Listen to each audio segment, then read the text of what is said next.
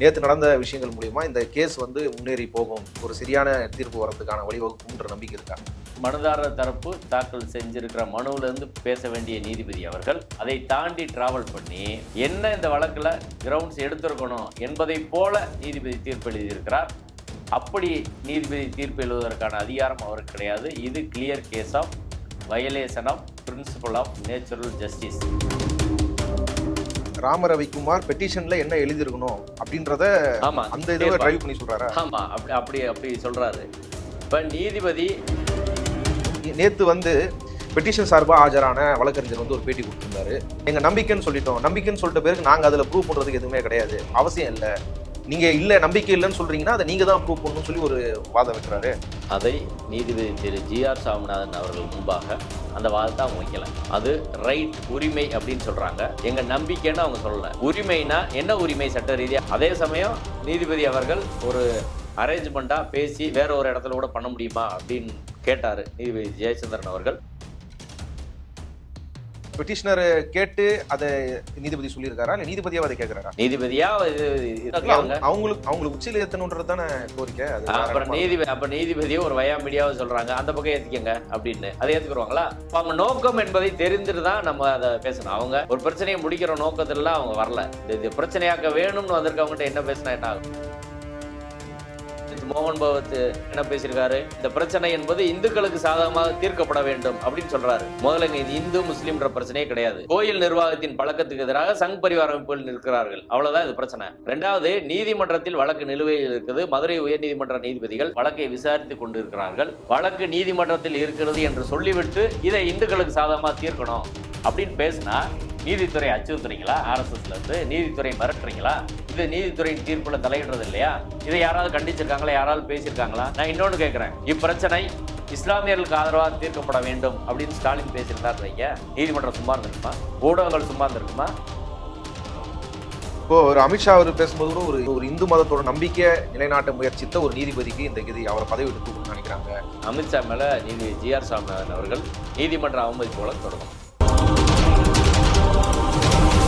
Tribes நேயர்களுக்கு வணக்கம். ஒரு புறம் நீதிபதி ஜி.ஆர். சுவாமிநாதன் மீது தொடுக்கப்பட்டுள்ள இம்பீச்மெண்ட், இன்னொரு புறம் தன் தீர்ப்பை நிறைவேற்றாத சம்பந்தப்பட்ட அதிகாரிகள் மீது நீதிபதி ஜி.ஆர். சுவாமிநாதன் தொடுத்துள்ள கண்டெம்ட், இது ரெண்டுத்துல எந்த விளைவை ஏற்படுத்தும் அப்படின்னு எதிர்பார்த்துட்டு இருக்கிற இந்த நேரத்துல நேற்றைய தினம் ஜி.ஆர். சுவாமிநாதன் அவர்கள் அளித்த தீர்ப்புக்கு எதிரான மேல்முறையீடு விசாரணை வந்து நடத்தப்பட்டிருக்குது. இந்த விசாரணையானது நீதிபதிகள் ஜெயச்சந்திரன் மற்றும் ராமகிருஷ்ணன் அவர்களோட பெஞ்சில் வந்து நடந்திருக்குது.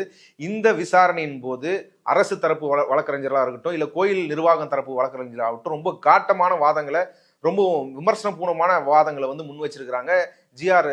சுவாமிநாதன் தீர்ப்புக்கு எதிராக.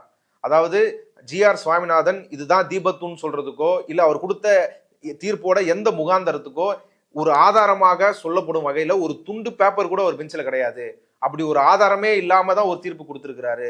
அது மட்டும் இல்லாம பெட்டிஷன்ல என்ன பிரேயர் வச்சிருக்கிறாரோ அந்த பிரேயரை தாண்டிய தீர்ப்புகள், அதை தாண்டிய கோரிக்கைகள்லாம் வந்து நிறைவேற்ற சொல்லி ஜி.ஆர். சுவாமிநாதன் அவர்கள் வந்து அவரோட தீர்ப்புல வந்து குறிப்பிட்டிருக்கிறாரு. இதுல அடுத்த கட்டத்துக்கு போய் கோயில் தரப்பா ஆதரான வழக்கறிஞர் வந்து நீதிபதிகள் ரொம்ப அதிகாரம் பொருந்தியவர்களாக இருக்கிறாங்க, அதனால அவங்களுக்கு அதிக அளவிலான கட்டுப்பாடுகளும் வேணும் அப்படின்னு சொல்லி இந்த நிலையில நேற்று நீதிமன்றங்கள்ல என்ன மாதிரியான வாதங்கள்லாம் முன்வைக்கப்பட்டது, நீதிபதிகள் அதுக்கு என்ன மாதிரியான ரியாக்ஷன் கொடுத்தாங்க அப்படின்றத பகிர்ந்து கொள்வதற்காக மக்கள் உரிமை பாதுகாப்பு மையத்தோட மாநில பொதுச் செயலாளர் வழக்கறிஞர் வாஞ்சநாதன் அவர்கள் இணைந்துள்ளார். வாருங்கள் அவரோட பேசுவோம். தொடர் வணக்கம். வணக்கம். நேற்று மதுரை நீதிமன்றத்தில், அதாவது சென்னை உயர் நீதிமன்ற மதுரை கிளையில ஜெயச்சந்திரன் மற்றும் ராமகிருஷ்ணன் நீதிபதிகளோட அமர்வுல வந்து 5 அப்பீல் வந்து விசாரணைக்கு உள்ளாக்கப்பட்டிருக்குது. அதில் வந்து கலெக்டர் சார்பாகவும், இஓ சார்பாகவும், HRNC சார்பாகவும் வழக்கறிஞர்கள் வந்து வாதங்களை முன் வச்சிருக்கிறாங்க. அதில் குறிப்பாக கலெக்டர் சார்பாக, அதாவது அதில் டீட்டெயில்டாக உள்ள என்ன நடந்தது நீதிமன்றத்தில் அப்படின்றத முழுசாக தெரிஞ்சுக்க முடியல. ஏன்னா நாங்களும் கூட அதில் பார்க்கலாம், இணைஞ்சு பார்க்கலாம் ஆன்லைன் லிங்க்ல அப்படின்னு ட்ரை பண்ணோம், ஆனால் அது பார்க்க முடியல. அதில் குறிப்பாக வந்து கலெக்டர் சார்பாக ஆஜரான ஏஜி PS ராமு அவர்கள் வந்து ஒரு துண்டு சீட்டு கூட கிடையாது தனி நீதிபதி கிட்ட, அதாவது நீதிபதி ஜி.ஆர். சுவாமிநாதன் கிட்ட, இதுதான் வந்து தீபத்துன்னு சொல்றதுக்கோ இல்லை இந்த விஷயத்துல தீர்ப்பு கொடுத்ததுக்கோ அப்படின்ட்டு அந்த வாதத்தை முன் வச்சிருக்கிறாரு. ஒரு முதல் தொகுப்பா அங்க என்ன நடந்தது, எந்த கோணத்துல இதெல்லாம் வாதிக்கப்பட்டது அப்படின்றத சொல்ல முடியுங்களா? நேற்றைய தினம் நீதிபதிகள் திரு ஜெயச்சந்திரன், திரு ராமகிருஷ்ணன் தலைமையிலான அமர்வில் அரசு தரப்பிலும் கோயில் நிர்வாகம் தரப்பிலும் வலுவான வாதங்கள் சட்ட ரீதியாகவும் கோயில் பழக்க வழக்கம் மரபுகளின் அடிப்படையிலும் முன்வைக்கப்பட்டது. குறிப்பாக கோயில் நிர்வாகம் நீதிமன்றத்தில் முன்வைத்த வாதங்கள் அப்படின்றதான் ஒரு முக்கியமான ஒரு வாதங்களாக நான் பார்க்குறேன். ஏஜியும் அதையே தான் மெயினாக அவங்க பேசினாங்க. ஏஜி முழுக்க லீகலான விஷயங்களுக்குள்ள இந்த தீர்ப்பு எப்படி சட்டப்படி தவறானது, எந்த ஆதாரம் இல்லாமல் வழங்கப்பட்ட ஒரு தீர்ப்பு, 1920 2025 வரை எத்தனை தீர்ப்புகள் இப்படி வழங்கப்பட்டிருக்கு, அதோட ஹிஸ்ட்ரி என்ன, எல்லா விஷயத்தையும் தொகுத்து எப்படி சட்டப்படி இந்த தீர்ப்பு தவறானது அப்படின்றத நிறுவி பேசினார். கோயில் தரப்பில் ஆஜரான மூத்த வழக்கறிஞர் மாசிலாமணி அவர்கள் அவரது வாதத்தை அழுத்தமாக பதிவு செய்து எழுத்துப்பூர்வமாகவும் கொடுத்துருக்கிறாரு. அதில் முக்கியமாக அவங்க சொல்கிறது என்னென்னா, நீதிபதி ராம ரவிக்குமார் அவர் வழக்கில் என்ன சொல்லியிருக்காரோ அதை தாண்டி அவரோட சொந்த புரிதல் அடிப்படையில் இந்த தீர்ப்பை எழுதியிருக்கிறார். வழக்கில் ஒரு மனுதாரர் தரப்பு தாக்கல் செஞ்சிருக்கிற மனுவிலேருந்து பேச வேண்டிய நீதிபதி அவர்கள் அதை தாண்டி ட்ராவல் பண்ணி என்ன இந்த வழக்கில் கிரவுண்ட்ஸ் எடுத்திருக்கணும் என்பதை போல நீதிபதி தீர்ப்பு எழுதியிருக்கிறார். அப்படி நீதிபதி தீர்ப்பு எழுதுவதற்கான அதிகாரம் அவருக்கு கிடையாது. இது clear case of violation of principle of natural justice. அதாவது ராம ரவிக்குமார் பெட்டிஷன்ல என்ன எழுதியிருக்கணும் அப்படின்றத அந்த இதை டிரைவ் பண்ணி சொல்றாரா? ஆமா, அப்படி சொல்றாரு. இப்போ நீதிபதி அவர் சொந்த விருப்பத்தின் அடிப்படையில் கருத்தின் அடிப்படையில் தீர்ப்பில் ஒன்று எழுதுனா அதற்கு நாங்கள் எப்படிங்க பதில் சொல்ல முடியும் கோர்ட்டில்? ராம ரவிக்குமார் சொன்னது எல்லாத்துக்கும் நாங்கள் பதில் சொல்லிட்டோம். நீதிபதியின் விருப்பத்திற்கோ வழக்கை தாண்டி அவர் பயணிக்கிறதுக்கோ நாங்கள் முன்கூட்டியே யூகிச்சு பதில் சொல்ல முடியாது. எனவே இந்த தீர்ப்பு அடிப்படையில் கோளாறானது. இந்த தீர்ப்பு இயற்கை நீதிக்கு புறமானது. இப்போ நீதிபதி இதான் என் கருத்து அப்படின்னு சொல்லி அவர் கருத்து சொல்லி எங்கிட்ட கருத்து கேட்டிருந்தா கூட நாங்கள் நீதிமன்றத்தில் பதில் சொல்லியிருப்போம். அவர் அதையும் சொல்லலை, ராம ரவிக்குமார் சொல்லலை, மற்றவங்க பெட்டிஷன்லேயே ஒன்றும் சொல்லாமல் தீர்ப்பில் மட்டும் எழுதுனா நாங்கள் எப்படி பதில் சொல்ல முடியும்? இது அரசியல் சட்டத்தின் ஒரு விசாரணை முறைக்கான அடிப்படை கூறான இயற்கை நீதி என்பதற்கு புறம்பாக இருக்கிறது. எனவே இந்த தீர்ப்பு ஏற்கப்பட முடியாதுன்றது முதல் வாதமாகவும், ரெண்டாவது வாதம் கார்த்திகை தீபம் தொடர்பாக ஏற்கனவே மதுரை உயர்நீதிமன்றத்தில் 4 தீர்ப்புகள், சென்னை உயர்நீதிமன்றத்தில் 1996 ஒரு தீர்ப்பு, 5 தீர்ப்புகள் இருக்கிறது. இந்த 5 தீர்ப்புகளையும் புறந்தள்ளி நீதிபதி ஜிஆர் சாமிநாதன் அவர்கள் 6வது தீர்ப்பு எழுதியிருக்கிறாரு. அப்படி எழுதுவதற்கான அதிகாரம் அவருக்கு கிடையாது. ஒரு நீதிபதி திரு வேணுகோபால் அவர்கள் ஒரு கருத்து எழுதுறதுலேருந்து இவருக்கு மாறுபட்ட கருத்து இருந்தால் அதற்கு அவர் தலைமை நீதிபதியை ரெஃபர் பண்ணதான் தவிர அதை இவராக ஒரு நீதிபதியாக உட்காந்து விசாரிக்கிறாரு. ஒரு நீதிபதியின் கருத்துக்கு மாறுபட்ட கருத்து இருந்தால் தலைமை நீதிபதிக்கு வழக்கை அனுப்ப வேண்டுமே தவிர அவர் விசாரணைக்கே இந்த வழக்கை ஏற்றிருக்கக்கூடாது. அது ரெஸ் ஜுடிகேட்டா, முன் தீர்ப்பு தடை என்ற வகையில்.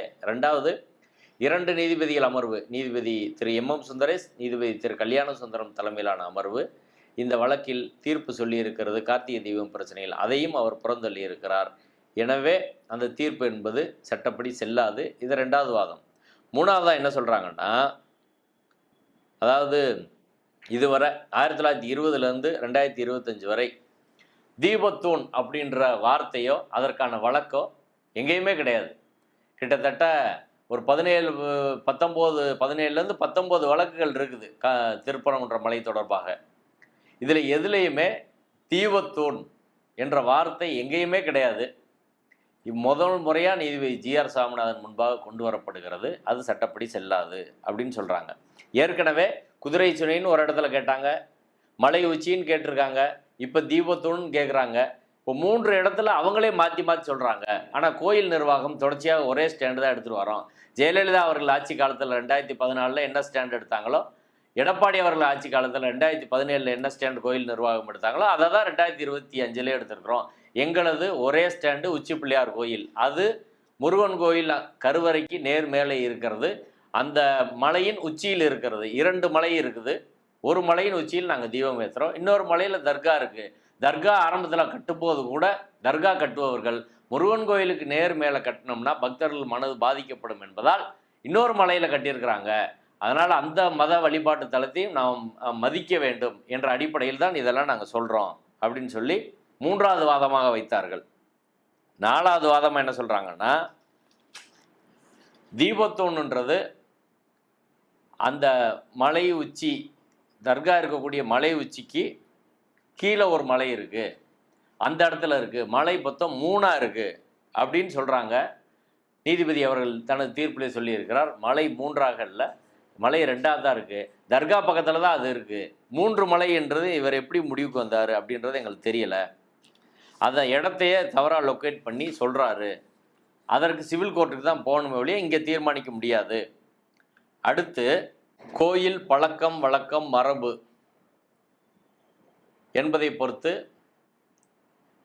ஹெச்ஆர்என்சி சட்டத்தில் செக்ஷன் 28 படி கோயிலோட பழக்கத்தை கடைபிடிக்க வேண்டியது கோயில் நிர்வாகத்தின் கடமை என்று வலியுறுத்தப்பட்டிருக்கிறது. அந்த கடமையின்படி நாங்கள் உச்சி பிள்ளையார் கோயிலில் ஏற்றுறோம். அந்த சட்டப்படி தான் நாங்கள் செயல்பட முடியும். சட்டத்தை மீறி எங்களை செயல்பட நீதிபதி வலியுறுத்த முடியாது அப்படின்றதும். 2வது, ஒரு கோயிலோட பழக்க வழக்கத்தை தீர்மானிப்பதற்கான அதிகாரம் என்பது ஜாயின்ட் கமிஷனருக்கு இருக்குது, ஹெச்ஆர்என்சி ஜாயின்ட் கமிஷனருக்கு. அவர்கிட்ட இவங்க வழக்கு போட்டு வழக்கு நடத்துகிறாங்கன்னா முடிஞ்சிடும். அப்படி வழக்கு போடாமல் இவங்க கோர்ட்டுக்கு வந்திருக்கிறாங்க. 2வது, அவங்க சொல்கிற தீபத்தூண்ன்றதில் கஸ்டமரி ரைட்டு, நீண்ட கால பழக்கம்னா அதற்கான எவிடன்ஸை ஒரு துண்டு சீட்டு கூட அவங்க கொடுக்கல, எந்ததையுமே அவங்க கொடுக்கல. கஸ்டம்ன்ற பழக்கன்றதுக்கு எதுவுமே கொடுக்காத போது அதை எப்படி இங்கே முடிவு பண்ணணும்? 2வது, ரிட் கோர்ட்டில் எது கஸ்டம் எதுன்றதெல்லாம் முடிவு பண்ண முடியாது, அதுக்கு சிவில் கோர்ட்டு தான் போகணும். அடுத்து இன்னொரு முக்கியமாக என்ன சொல்கிறாருன்னா, அந்த தூணை பற்றியான வாதங்களில் அந்த தூண் அது ஒரு கிரானைட் ஸ்ட்ரக்சர், கிரானைட் தூண். அதில் இதுவரை ஆயிலோ தீயோ பட்டதே கிடையாது. அது ஒரு பெரிய பிரம்மாண்டம் கிடையாது. ஒரு சிங்கிள் லைனில் இருக்கக்கூடிய 8 அடி உயர தூண், single piece square granite pillar அப்படின்னு சொல்கிறாரு.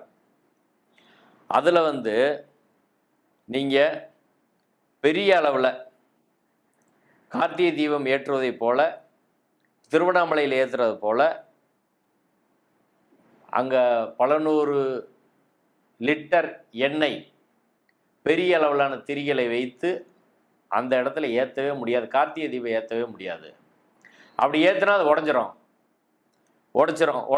அது ஒரு காரணம். 2வது, அங்கே பெரிய அளவில் காற்றடிக்கும். அப்படி திரும்ப ஏற்றணும் அப்படின்னா அந்த இடத்துல இன்னொரு பெரிய கட்டடம் தான் கட்டணும், திருவண்ணாமலை போல். ஏன்னா ஏராளமான துணி, அதுக்கப்புறம் நெய், இதெல்லாம் கொண்டு போய் வைக்கிற அளவுக்கு அது இல்லை. அப்படி வச்சா அது உடஞ்சிறதுக்கு வாய்ப்பு இருக்குது. 2வது, இன்னொன்று முக்கியமாக என்ன சொல்கிறாங்கன்னா, the heat and smoke emanating therefrom will inevitably affect the nearby dargah and the worshippers therein. அப்படி அங்கே போய் எழுதுறது, அங்கே புகை போனால் தர்காவுக்கு வர்ற மக்களையும் அது பாதிக்கும். ஒரு மாற்று மத வழிபாட்டு தலத்தை நம்ம மதிக்கணும், அங்கே போய் செய்கிறது சரி கிடையாது அப்படின்றத அடுத்த வாதமாக முன்வைக்கிறாங்க. அடுத்து, இது தூணை பொறுத்தவரை கோயிலோட கருத்து என்னென்னா, there is no evidence either in the present case or any other earlier case regarding how and when this தூண் came into existence. எப்போ இந்த தூண் வந்துச்சு அப்படின்றதுக்கான எந்த ஆதாரமும் இந்த கேஸ்லேயே வேறு எந்த கேஸ்லேயே அவங்க கொடுக்கல. whether it is a truly a தீபத்தூண் intended for lighting lamps or whether it is merely a survey or measurement structure. அது தீபத்தூணா இல்லை சர்வே அல்லது அளவை கல்லா, எதற்காக இருக்குது அப்படின்றதுக்கு எந்த எவிடன்ஸையும் அவங்க தரப்பு கொடுக்கவே இல்லை. அது unconnected to any Hindu ritual practice, கோயிலோட இந்து மத மரபுக்கும் எந்த வகையில் தொடர்பில்லாத ஒரு தூண். அதில் போய் ஏற்றுறதுனா நாங்கள் எப்படி ஏற்ற முடியும்? அதனால் நாங்கள் அங்கே ஏற்றுறதுக்கான வாய்ப்பு என்பது இல்லை. ஒரு கோயிலில் அவங்க இன்னொரு வாதத்தையும் கேட்குறாங்க, மலை உச்சி. நீதிபதி அவர்களும் இது கிரானைட் கல்லு தான், அதாவது தீபத்தூண் இல்லை கிரானைட் கல்லு தான்றதை நீங்கள் எப்படி சொல்கிறீங்க, அதுக்கு உங்ககிட்ட ஆதாரம் இருக்குதான்னு சொல்லி அரசு தரப்பு கேட்டிருக்கிறாங்க. அதுக்கு என்ன விளக்கம் கொடுத்துருக்குறாங்க? அதாவது ஈஓ அங்கே பார்த்ததுலேருந்து இது கிரானைட் கல்லுன்னு சொல்கிறோம்.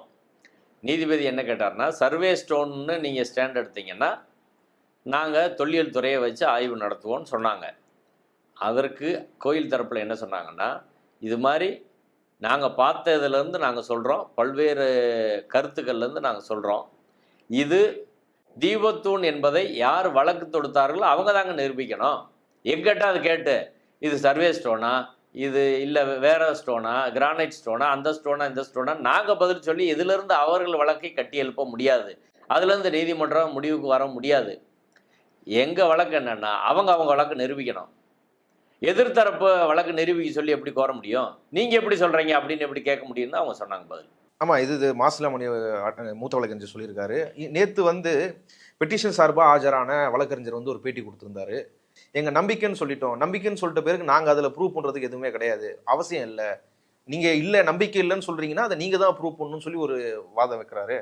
அது ஒரு கல் நாங்கள் எந்த கல்லை பார்த்து எங்கள் நம்பிக்கைன்னு சொன்னால் அந்த கல்லில் ஏற்றுறதுல அரசுக்கு என்ன பிரச்சனை? அது அப்படி தானே பார்க்க முடியுன்றாரு. அதை நீதிபதி திரு ஜிஆர் சாமிநாதன் அவர்கள் முன்பாக அந்த வாதத்தை அவங்க வைக்கல. அது ரைட், உரிமை அப்படின்னு சொல்கிறாங்க. இன்னொரு வழக்கில் அதுக்கு ஆதரவாக தொடுக்கப்பட்டவர்கள் கஷ்டம்னு சொல்கிறாங்க. எங்கள் நம்பிக்கைன்னு அவங்க சொல்லலை. உரிமைனா என்ன உரிமை சட்ட ரீதியாக அவங்களுக்கு இருக்குது அப்படின்னு அதை நிரூபிக்கணும். கஷ்டம் அப்படின்னா கஷ்டத்தை அவங்க நிரூபிக்கணும், பழக்கத்தை அவங்க நிரூபிக்கணும். நம்பிக்கை அப்படின்னா நம்பிக்கை அவங்களுக்கு இருக்கலாம், ஆனால் அந்த நம்பிக்கை எங்கே செல்லுபடியாகும்? அவங்கவுங்க வீட்டில் அந்த அவங்க நம்பிக்கையை இம்ப்ளிமெண்ட் பண்ணிக்கலாம். கோயிலுக்கு சொந்தமான இடத்துல அவங்க நம்பிக்கை இம்ப்ளிமெண்ட் பண்ண முடியுமா? அவங்க வீட்டில் அவங்க கார்த்திகை தீபத்தை கீழே அவங்க வாசலில் வச்சுக்கலாம், வீட்டுக்குள்ளே வச்சுக்கலாம், வீட்டுக்கு வெளியே வச்சுக்கலாம், வீடு மேலே வச்சுக்கலாம், டாப்பில் வச்சுக்கலாம், 2 மாடி 4 மாடி 5 மாடி கட்டி கூட அவங்க வச்சுக்கலாம். கோயில் பக்கத்துலேயே அவங்க ஒரு பெரிய கட்டடம் கட்டி அங்கே கூட வச்சுக்கலாம். அதெல்லாம் பிரச்சனை கிடையாது. அவங்க விருப்பம், நம்பிக்கை. ஆனால் ஒரு எல்லாருக்கும் பொதுவாக இருக்கக்கூடிய ஒரு அரசு கோயிலில், அந்த கோயிலில் அந்த கோயில் பழக்க வழக்கத்துக்கு மாறாக, ஆகமத்துக்கு மாறாக வேற ஒரு இடத்துல ஏற்று அப்படின்னு கேட்குறதுக்கு அவங்க நம்பிக்கை அப்படின்னு சொல்லி கேட்க முடியுமான்னா, நாளைக்கு இன்னொருத்தர் என்ன சொல்லுவார்? உச்சி பிள்ளையார் கோயில் பக்கத்தில் தான் நீங்கள் 150 வருஷமாக ஏற்றுனீங்க, அதுதான் ஏன் நம்பிக்கை, நீங்கள் எதுக்கு இன்னொரு இடத்துல ஏற்றுறீங்கன்னு அவங்க கேட்டால் கோயில் நிர்வாகம் யாருக்கு பதில் சொல்லுவாங்க? இன்னொரு இடம் அவங்களே சொல்கிறாங்க, குதிரை சுனைன்னு. இந்து மகாசபா அவங்க குதிரை சுனையை சொல்கிறாங்க. இப்போ இவங்க வந்து ஏற்கனவே மலை உச்சின்னு ஒருத்தர் கேஸ் போட்டார், இவங்க தீபத்தூண்றாங்க. இப்போ மலை உச்சி, தீபத்தூண், உச்சி பிள்ளையார் கோயில், குதிரை சுனை திட்டு, இது எதில் வந்து நம்பிக்கை, எது சரி? இது எப்படி நீதிமன்றம் முடிவு பண்ண முடியும்? இப்போ அந்த நம்பிக்கைன்னா நம்பிக்கையை வைத்து ஒரு தீர்ப்பு வழங்க முடியாது. அப்படின்னா எவிடன்ஸ் ஆக்ட் தேவை கிடையாது. சாட்சிய சட்டம்ன்றது பாராளுமன்றத்தில் கொண்டு வந்து நீக்கிடலாம். ஒரு நம்பிக்கைக்கு ஆதரவாக சாட்சியங்கள் எவிடன்ஸ் கொடுக்கணும். இல்லை, இப்போ இந்த வழக்கில் இது இன்னும் நம்பிக்கை தொடர்பானதா, இல்லை பழக்க வழக்கம் தொடர்பானதா, இல்லை சொத்து தொடர்பானதா அப்படின்றத ஒரு டிஃபைன் பண்ண முடியாமல் இன்னொரு குழப்பம் இருக்குதா நீதிமன்றத்துக்குள்ள வாதங்களில்? அதாவது அவங்க தான் அதை சொல்லணும். யார் வழக்கு தொடுத்தார்களோ அவங்களுக்குள்ள ஒரு பேசி ஒரு முடிவுக்கு வரட்டும். வழக்கு தொடுத்தவர் அவர் எனக்கு உரிமைன்னு அவர் சொல்லியிருக்காரு. நீதிபதி அவர்கள் இன்னொரு வழக்கு தொடுத்தவர், அவங்களுக்கு ஆதரவாக வழக்கு தொடுத்தவர் பழக்கம்னு சொல்லியிருக்கிறாரு. நீதிபதி அவர்கள் அது உரிமைன்னு சொல்லியிருக்கிறாங்க. இப்போ அவங்க தான் அவங்களுக்குள்ள பேசி ஒரு முடிவுக்கு வரணும். எது வந்து பழக்கன்றதை கிரவுண்ட் எடுக்கிறோம்னா பழக்கத்துக்கான எவிடன்ஸ் கொடுக்கணும், நம்பிக்கைனா அதற்கான எவிடன்ஸ் கொடுக்கணும். இல்லை உரிமைனா அவங்க லீகலாக என்ன உரிமை இருக்குது, கோயில் நிர்வாகத்துக்கு உரிமை இருக்கா, இல்லை எல்லா பக்தர்களுக்கும் அது உரிமை இருக்கா, இவருக்கு மட்டும்தான் உரிமை இருக்கானா, அவங்களுக்கு சட்டப்பூர்வமாக என்ன உரிமை இருக்கிறது இந்த இடம்னு சொல்கிறதுக்கு அப்படின்றதுக்கான இந்த உரிமைக்கான காரணத்தை அவங்க சொல்லி நிரூபிக்கணும்.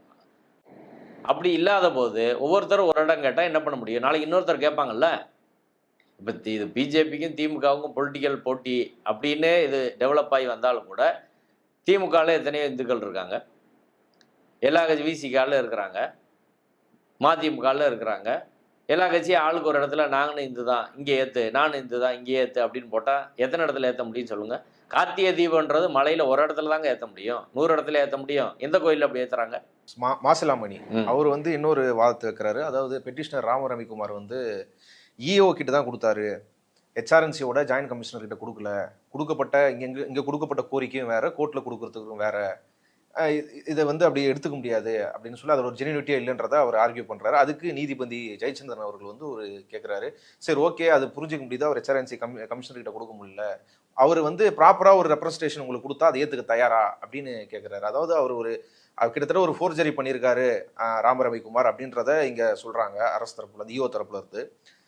ஓகே, அதை கலந்துட்டு அது ஃபோர்ஜரியா இல்லையா, அவர் செஞ்சது முறையா இல்லையா அப்படின்றதுக்குள்ள போகாம, சரி இப்போ கரெக்டா ஒரு ரெப்ரஸன்டேஷன் கொடுத்தா நீங்க அலோவ் பண்றீங்களான்னு கேட்கறது எப்படி எடுத்துக்கிறது? அப்படி அது சரியான முறையா? அதாவது ஹெச்ஆர்என்சி இந்து சமய அறநிலைத்துறை சட்டம் செக்ஷன் 63ல அவர் வந்து ஒரு பழக்கம் வழக்கம் கஸ்டமை தீர்மானிக்கிற உரிமை என்பது கோயிலோட ஜேசிக்கு இருக்குது, ஜாயின்ட் கமிஷனருக்கு. ஜாயின்ட் கமிஷனர் முன்னாடி அவங்க பெட்டிஷன் போட்டால் கோர்ட்டே சொல்லணும்னு அவசியம் கிடையாது. ஜாயின்ட் கமிஷனர் முன்னாடி இதான் பழக்கம்னு ஒரு பெட்டிஷன் போட்டால் அதுக்கு பக்கத்தில் எதிர்த்தரப்பாக இருக்கக்கூடியவங்க எல்லாரையும் வழக்கில் சேர்த்து அவங்க வழக்கு நடத்தணும்.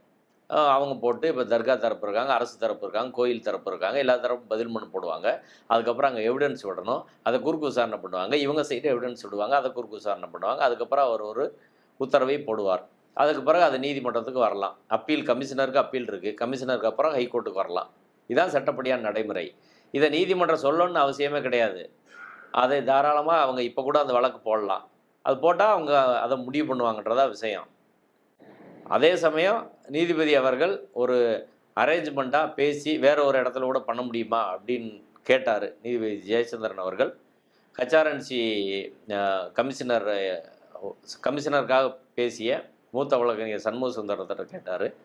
அதுக்கு அவர் வந்து இல்லை, அதை நான் இப்போ இங்கே கன்சீட் பண்ண முடியாது, சட்டப்படி அவங்க செஞ்சால் நாங்கள் அதை பரிசீலிக்கிறோம் அப்படின்னு சொல்லிட்டாங்க. இன்னொரு இடத்துல இடத்துலமான்றதை நீதிபதி கேட்டிருக்கிறாருங்களா? அது அது பெட்டிஷனர் கேட்டு அதை நீதிபதி சொல்லியிருக்காரா, இல்லை நீதிபதியாக அதை கேட்குறாரா? நீதிபதியா இதை வந்து ஒரு பேசி செட்டில் பண்ணுற மாதிரி ஒன்று பண்ண முடியுமா, அங்கே இல்லாமல் இங்கே இல்லாமல் பிரச்சனை இல்லாமல் ஏதோ ஒரு இடத்துல பண்ண முடியுமா அப்படின்னு அவர் கேட்குறாங்க. அதில் எங்கே பிரச்சனை வருதுன்னா, கோயிலோட பழக்க வழக்கம் மரபு ஆகமம் அப்படின்றத எப்படி இவங்க மாற்ற முடியும்? நாளைக்கு இன்னொருத்தர் அதை எடுத்து சுப்ரீம் கோர்ட்டுக்கு போனார்னா என்ன ஆகும்? அப்படி ஒரு சட்ட ரீதியான பிரச்சனை இருக்குது. இவங்க எதுக்கு தர்கா பக்கத்துலேயே ஏத்தன்னு அடைம்பிடிக்கிறாங்க அப்படின்றதான் பிரச்சனை. சரி, இன்னொன்று வந்து சொல்லுவோம், உச்சி பிள்ளையார் கோயில் பக்கத்தில் இன்னொரு இடத்துல ஏற்றிக்கிறட்டோம்னா ஏற்றுக்குருவாங்களா? சங் பரிவார அமைப்புகள் அது கேளுங்க, நீங்கள் அவங்ககிட்ட கேளுங்க. அவங்களுக்கு உச்சியில் ஏற்றணுன்றது தானே கோரிக்கை. அப்புறம் நீதிபதியை ஒரு வயா மீடியாவை சொல்கிறாங்க அந்த பக்கம் ஏற்றிக்கங்க அப்படின்னு, அதை ஏற்றுக்குருவாங்களா? இப்போ அவங்க நோக்கம் என்பதை தெரிந்துட்டு தான் நம்ம அதை பேசணும். அவங்க ஒரு பிரச்சனையை முடிக்கிற நோக்கத்திலலாம் அவங்க வரல. இது பிரச்சனையாக்க வேணும்னு வந்திருக்கவங்ககிட்ட என்ன பேசினா என்ன ஆகும்? அவர் ஒரு பக்தர் ராம ரவிக்குமார், சங் பரிவார அமைப்பின் பிரதிநிதி, அவ்வளோதான். அப்போ அவங்களுக்கு ஒரு அரசியல் நோக்கம் இருக்கிறது. இப்போ இது நீங்கள் ஒரு வேளை இதை அனுமதிச்சிங்கன்னா, நீதிமன்றம் அனுமதிச்சதுன்னா இது ஒரு பண்டாரா பாக்ஸ் ஓப்பன் பண்ணுறீங்கன்னு அர்த்தம் அப்படின்னு சொல்லி வழக்கறிஞர் சொல்கிறாங்களே, இது என்ன எதை எச்சரிக்கிறார் அவர்? இல்லை, ஒருத்தர் கேட்குறத சரி அவருக்கு கேட்குறாரு இதை பண்ணிக்கங்க அப்படின்னு, நாளைக்கு இன்னொருத்தர் அடுத்து ஒரு மாதத்தில் ஒரு கேஸ் போடுவார், இந்த இடம் சரியில்லை குதிரை சுனை தொட்டிலே ஏற்றுங்கன்னு. சரி, அவர் கேட்குறாரு, அவர் விருப்பத்துக்கு அங்கே ஏற்றுங்க. அடுத்து இன்னொருத்தர் கேட்பார், குதிரை சின்னை திட்டு இந்த இடத்தையும் தாண்டி மூணாவது ஒரு இடத்துல ஏற்றுங்க அப்படின்னு. அவர் அங்கே அலோவ் பண்ண முடியுமா? இப்படின்னா ஒவ்வொருத்தரும் கோர்ட்டுக்கு வந்தால் அது ஒரு பண்டோரா பாக்ஸ் ஓப்பன் பண்ணுற மாதிரி தான். அது எல்லாரும் அப்படி வந்துடுவாங்க. அதற்கான வாய்ப்பை நீதிமன்றம் கொடுக்கக்கூடாதுன்னு சொல்கிறாங்க அறநிலையத்துறை சார்பில். நீதிபதி ஜிஆர் சுவாமிநாதன் அவர்களுக்கு எதிராக இம்பீச்மெண்ட் கொண்டு வர்ற அந்த முயற்சியை கண்டித்து வந்து ஓய்வு பெற்ற நீதிபதிகள், பல உயர் நீதிமன்றங்கள் இருந்தும் உச்ச நீதிமன்றத்திலிருந்தும் ஓய்வு பெற்ற நீதிபதிகள் வந்து ஒரு சாலிடரிட்டி தெரிவிச்சிருக்கிறாங்க. அதை எப்படி பார்க்குறீங்க? ஒரு நீதிபதி அரசியல் சட்டத்துக்கு புறம்பாக செயல்படுகிறார் என்று கருதினால் அவரை நீக்குவதற்கான சட்டப்பூர்வமான அரசியல் சட்டப்பூர்வமான ஒரே வழிமுறை இம்பீச்மெண்ட் கொண்டு வர்றதான். அவரை சஸ்பெண்ட் பண்ண முடியாது, டிஸ்மிஸ் பண்ண முடியாது, யாருக்கும் அந்த அதிகாரம் கிடையாது. இப்படி ஒரு சட்டப்படியான ஒரு நடைமுறையை இந்தியா கூட்டணி கட்சியினர் தேர்ந்தெடுத்திருக்கிற போது இந்த ஓய்வு பெற்ற நீதிபதிகள் அதில் என்ன பிரச்சனைன்னு சொல்கிறாங்க? நீதிமன்றத்தின் மாண்பு சுதந்திரம் இது மீதான தொடர்ச்சியாக வர தாக்குதலில் இது ஒரு பகுதின்றாங்க. சென்ட்ரல் கவர்மெண்ட் பண்ணாததா பண்ணிட்டாங்க. உச்சநீதிமன்றத்தின் 4 நீதிபதிகள் வெளியே வந்து ஒன்றிய அரசுக்கு ஆதரவான வழக்குகள், ஒன்றிய அரசு விரும்பும்படியான அந்த வழக்குகளை அருண் மிஸ்ரா என்ற நீதிபதிக்கு மட்டும் அன்றைய தலைமை நீதிபதி ஒதுக்குகிறார்னு குற்றம் சொல்லி 4 உச்சநீதிமன்ற நீதிபதிகள் வெளியே வந்து பேட்டி கொடுத்தாங்கல்ல, இந்த இந்த நீதித்துறை நீங்கள் தான் காப்பாற்றணும்னு சொல்லி செல்லமேஸ்வர் கையெடுத்து கும்பிட்டார்ல, அதை விட இது தாக்குதல். அது சட்டப்படியான வழிமுறை தானுங்க. இப்போ ஒன்றிய அரசு நீதித்துறையின் மீது தொடர்ச்சியான தாக்குதலை தொடுக்குது. அருண் ஜேட்லி என்ன சொன்னார்? என்ஜேஏசி வழக்கில் தீர்ப்பை எப்படி சொல்கிறாரு? டைரனி ஆஃப் அன்எலெக்டட் அப்படின்றாரு. தேர்ந்தெடுக்கப்படாதவர்களின் சர்வாதிகாரம்னு. இதெல்லாம் அமித்ஷா என்ன சொன்னார்? அமுல்படுத்த முடியாத தீர்ப்புகளை வழங்கக்கூடாது நீதிமன்றம்னு. இப்போ நேற்று மோகன் பகவத் நேற்று முழுந்தின என்ன பேசியிருக்காரு? இந்த பிரச்சனை என்பது இந்துக்களுக்கு சாதகமாக தீர்க்கப்பட வேண்டும் அப்படின்னு சொல்கிறாரு. முதல்ல இது இந்து முஸ்லீம்ன்ற பிரச்சனையே கிடையாது. கோயில் நிர்வாகத்தின் பழக்கத்துக்கு எதிராக சங் பரிவார அமைப்புகள் நிற்கிறார்கள், அவ்வளோதான் இது பிரச்சனை. இந்த பிரச்சனையில் எங்கே இந்து முஸ்லீம் வந்தாங்க? 125 வருஷமாக நடக்கிற வழக்கில் இந்து முஸ்லீம்னு எங்கேயுமே வரலையே. நீங்களாம் எழுதிக்கிறீங்க, நீங்களாம் பேசிக்கிறீங்க. ரெண்டாவது, நீதிமன்றத்தில் வழக்கு நிலுவையில் இருக்குது. மதுரை உயர்நீதிமன்ற நீதிபதிகள் திரு ஜெயச்சந்திரன், திரு ராமகிருஷ்ணன் தலைமையிலான அமர்வு வழக்கை விசாரித்து கொண்டு இருக்கிறார்கள். வழக்கு நீதிமன்றத்தில் இருக்கிறது என்று சொல்லிவிட்டு இதை இந்துக்களுக்கு சாதகமாக தீர்க்கணும் அப்படின்னு பேசுனா நீதித்துறை அச்சுறுத்துறீங்களா? ஆர்எஸ்எஸ்லேருந்து நீதித்துறை மிரட்டுறீங்களா? இது நீதித்துறையின் தீர்ப்பில் தலையிடுறது இல்லையா? இண்டிபெண்டன்ட் ஆஃப் ஜுடிஷியரின்றது தலையிடுறது இல்லையா? இதை யாராவது கண்டிச்சிருக்காங்களா? யாராவது பேசியிருக்காங்களா? நான் இன்னொன்று கேட்குறேன். இப்பிரச்சனை இஸ்லாமியர்களுக்கு ஆதரவாக தீர்க்கப்பட வேண்டும் அப்படின்னு ஸ்டாலின் பேசியிருந்தார்னு வைங்க, நீதிமன்றம் சும்மா இருந்திருக்குமா? ஊடகங்கள் சும்மா இருந்திருக்குமா? ராகுல் காந்தி பேசினா விட்டுருவாங்களா? இது இஸ்லாமிய அமைப்பை சேர்ந்தவர்கள் யாராவது பேசினா, ப்ரொஃபஸர் ஜவஹர்லா பேசியிருந்தா விட்டுருவாங்களா? இம்பீச்மெண்ட்டுக்கு ஆதரவாக கையெழுத்து போட்டதுக்காக அகிலேஷ் யாதவ் நாடாளுமன்ற உறுப்பினர் அவர் நீங்க இந்து விரோதியா, என்ன இந்துக்கு எதிராக செயல்படுறீங்களான்னு ஓப்பனாக கேட்குறாங்க. இம்பீச்மெண்ட் நீதித்துறையில் மதத்தை நுழைப்பது யார்? ஒரு நீதிபதிக்கு எதிராக கொண்டு வராங்க, அவ்வளோதான். அவரோட தீர்ப்புகள்லாம் தொகுத்து அவங்க கொண்டு வராங்க. அதுக்கு நாடாளுமன்றத்தில் பதில் சொல்லுங்க. பதில் சொல்லாமல் நீதிபதி என்ன செய்தார், நீதிபதியின் தீர்ப்புகள் என்ன இருக்குது, என்ன அரசியல் சட்டத்துக்கு விரோதமாக அவர் சொல்லியிருக்காரு, எதனால் அந்த பெட்டிஷன் கொடுத்துருக்காங்க, அதுக்குள்ளே பதில் சொல்லுங்கள். நீங்கள் கொண்டு வரக்கூடாதுன்னா கான்ஸ்டியூஷனில் உள்ள வழியை தானே கொண்டு வராங்க. மறைமுகமாக போய் நெருக்கடி பண்ணலையா? அவங்களுக்கு கரண்டை கட் பண்ணுறது, தண்ணி விடாமல் இருக்குது, மருமகனை கஞ்சா கேஸில் போடுறது, இல்லை வேறு நடவடிக்கையெல்லாம் செய்கிறது, டிரான்ஸ்ஃபர் பண்ணுறது ஒன்றிய அரசை போல், அப்படியெல்லாம் செய்யலையா? அவங்க சட்டப்பூர்வமான வழிமுறை செஞ்சுருக்கிறாங்க. அது சட்டப்பூர்வமாக எதிர்கொள்ளுங்க. இதில் மிரட்டுறது என்ன இருக்குது? ஓப்பனாக தான் நடக்குது. இப்போ ஒரு அமித்ஷா அவர் பேசும்போது கூட ஒரு இந்து மதத்தோட நம்பிக்கையை நிலைநாட்ட முயற்சித்த ஒரு நீதிபதிக்கு இந்த கதி அவரை பதவி விட்டு தூக்கணும்னு நினைக்கிறாங்க அப்படின்னு அவரோட உள்நோக்கத்தையும் கற்பிக்கிறாரு என்னன்றத. ரெண்டாவது, இது இந்தியா முழுக்க இந்துக்கு எதிரான ஒரு நடவடிக்கை, தமிழக அரசோட நடவடிக்கை அப்படின்றது, ஒரு HRNC-யோட நடவடிக்கை அப்படின்றதே ஒரு ப்ரொபகண்டாவே இதில் பண்ணிட்டு இருக்கிறாங்க. அதில் நீதிபதியோட நோக்கமே இதான்றதையும் சேர்த்து பதிவு பண்ணுறாங்களே, இது எப்படி இருக்கு? அவர் சொன்னதான் கண்டம்ட்டு. அமித்ஷா மேலே நீதிபதி GR சாமிநாதன் அவர்கள் நீதிமன்ற அவமதிப்பு வழக்கு தொடங்கணும். பாராளுமன்றத்துக்கு உள்ள சொல்லியிருக்காரு, அது ப்ரிவிலேஜ்டு கம்யூனிகேஷன், அதனால் எடுக்க முடியாது. ஆனால் அவர் சொன்னது என்பது நீதித்துறையில் தலையிடுவது. நீதித்துறையில் தலையிடக்கூடாதுன்னு சொல்லிட்டு நீதிபதி இந்த நோக்கத்துக்கு தான் பண்ணியிருக்காரு அப்படின்னு சொன்னால் என்ன அர்த்தம்? தீர்ப்புக்கு உள்நோக்கம் கற்பிப்பது அப்படின்றது கண்டம்ட்டுங்க. அதை சொல்லக்கூடாது, சரிங்களா? இப்போ இவர்கள் இதை சங் பரிவார அமைப்பினர் ஒரு அரசியல் நடவடிக்கையாகத்தான் செய்கிறார்கள். இது ஒரு மத நடவடிக்கை, சமய நடவடிக்கை அல்ல, ஆன்மீக நடவடிக்கை அல்ல என்பதற்கான உதாரணம் தான் அங்கே ராமரவிக்குமார் வழக்குக்கு நயினார் நாகேந்திரன் ஏன் போகிறாரு, ராமரவிக்குமார் வழக்குக்கு ஹச்ராஜா ஏன் போகிறாரு, காடேஸ்வரா சுப்பிரமணியம் ஏன் போகிறாரு, கடந்த ஓராண்டா மதுரையில் ஏன் தொடர்ந்து பிரச்சனை பண்ணுறாங்க? இப்போ அடிப்படையிலே இது ஒரு மதத்தை அரசியலில் நுழைத்து மதவெறி அரசியலை அவர்கள் செய்கிறார்கள். அதை அரசியல் சட்டம் தடை செய்திருக்கிறது. அதற்கு ஆதரவாக நீதிமன்றம் தீர்ப்பு எழுத முடியாது, எந்த கட்சிகளும் பேச முடியாது. அரசியல் சட்டம் வலியுறுத்துவது மத நல்லிணக்கத்தை தான். அதற்கு தான் எல்லாம் பேசணும். மத நல்லிணக்கத்துக்கு எதிராக யார் இருந்தாலும் அது பாராளுமன்றத்தின் மூலமாக நடவடிக்கை எடுக்கலாம். அந்த நடவடிக்கையை அவர்கள் செய்கிறார்கள். அதை அங்கே எதிர்கொள்ளுங்க, அவ்வளோதான். இது இப்போ திருப்பரங்குன்றம் பகுதியை ஒட்டி இருக்கிற மக்கள் உண்ணாவிரதத்தில் இன்னைக்கு உண்ணாவிரத போராட்டத்தை தொடங்கி இருக்கிறதா செய்திகள் வருது. அந்த ஊர் மக்கள் தானா? அது எந்த அளவுக்கு உண்மை, எந்த அளவுக்கு மக்கள் அதில் பங்கேற்கிறாங்க? அதில் குறிப்பிடும்படியாக ஒரு ரஜினி அவர்களோட மன்றம் சார்பாகவும் அதை ஆதரித்து அந்த போராட்டத்தில் கலந்துக்கிறதா செய்திகள் வெளில வந்திருக்கு. அவங்களே செய்தி கொடுத்துருக்குறாங்க. அது எந்த அளவுக்கு உண்மை, என்ன நடக்குதாங்க? அதாவது 30 வருஷமாக அவங்க முயற்சி பண்ணாங்க இந்து முன்னணி, அங்கே போய் தீப ஏற்றணும், ஒரு ஆள் கூட ஆதரவாக வரல. இப்போ ஏற்கனவே நடந்த போராட்டம்லாம் வெளியூர்லேருந்து கொண்டு வந்து நடத்துகிறாங்க. உள்ளூர் மக்கள் இந்த பிரச்சனையை அவங்க அமைதியான வாழ்க்கைக்கு, வியாபாரத்துக்கு அச்சுறுத்தலாக தான் பார்க்குறாங்க. யாரும் ஒன்றும் அதை விரும்பலை. வெளியிலேருந்து கொஞ்சம் பேரை கூட்டு போய் உட்கார வச்சுருக்கிறாங்க. ஏன்னா நம்ம தொடர்ச்சியான ஒரு வாதத்தை முன் வச்சுட்டு வரோம்ல, உள்ளூர் மக்கள் யாரும் அந்த போராட்டத்தில் இல்லை, உள்ளூர் மக்கள் யாரும் இல்லை அப்படின்னு.